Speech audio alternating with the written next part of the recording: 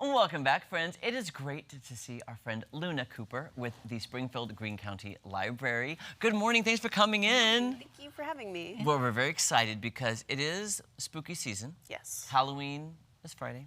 Can't believe it. And I was talking to Paula, you guys were talking in the green room before the show. These books kind of have maybe a spooky feel to Yes, these are all horror books.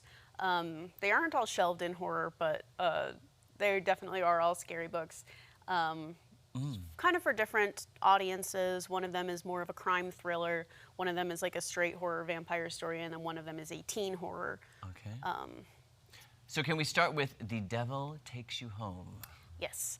This one is my favorite. It came out in 2022 by Gabino Iglesias. It is about a man who is down on his luck. Everything bad is happening. His daughter is very sick, and he doesn't have the means to pay for her treatments. So he sort of goes into this dark underworld and gets sucked in further and further, trying to get the money to save his family. And it's got like zombies and creatures from Latin American folklore and like giant alligators, and then also just like gangsters and like noir horror. And it's set on the Texas-Mexico border, sort of going across. It is very sort of, the horror is more at the margins, like suggested, and it focuses very heavily on the idea of like trying to, you know, pull yourself up by the bootstraps, and that being an impossible task in like this world. So there's the horror of being an outsider in America and not having the means to save yourself from doom. Wow. Wow. That's kind of dark. It is dark, but it is Halloween. It is Halloween, I know, and zombies, so there you go. All right, and the next one is The Buffalo Hunter? Yes, by Stephen Graham Jones. He is a Blackfeet author.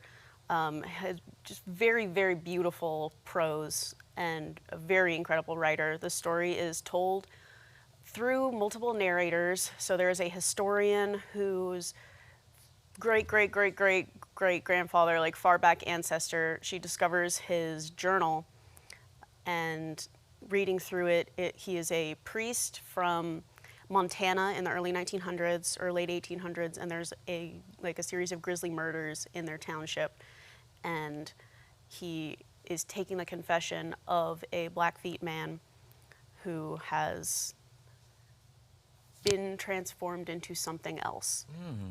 So it's sort of the story of that transformation and then what he does with it.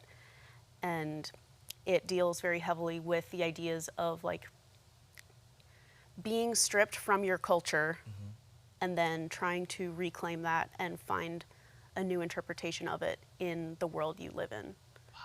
So in this new form, which is a vampire in this book. Oh, a vampire, okay. So he uses the metaphor You might of be the scared. monsters. I know, I'm easily scared. He is a very scary author. Like the scariest book one of the scariest books I've ever read is like a short story by him. Wow. Oh.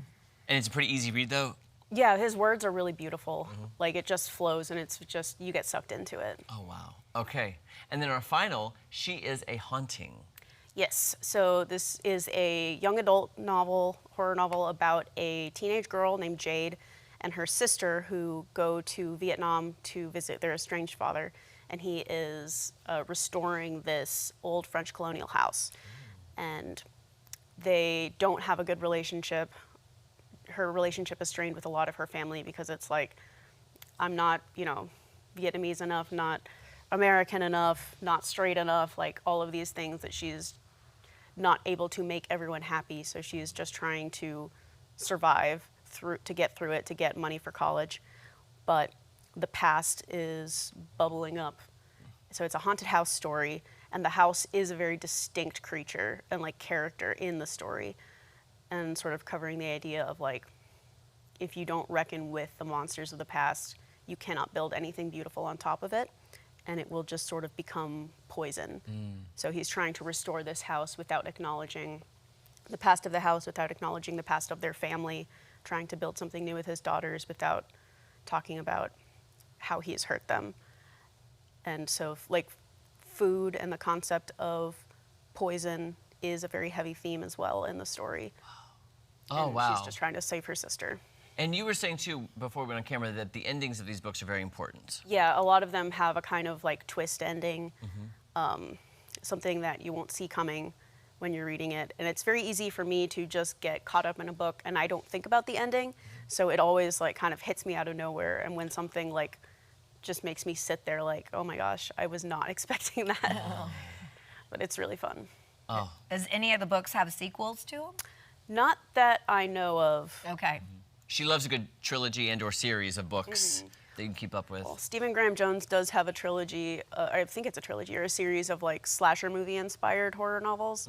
I haven't read them, but I would be interested in it.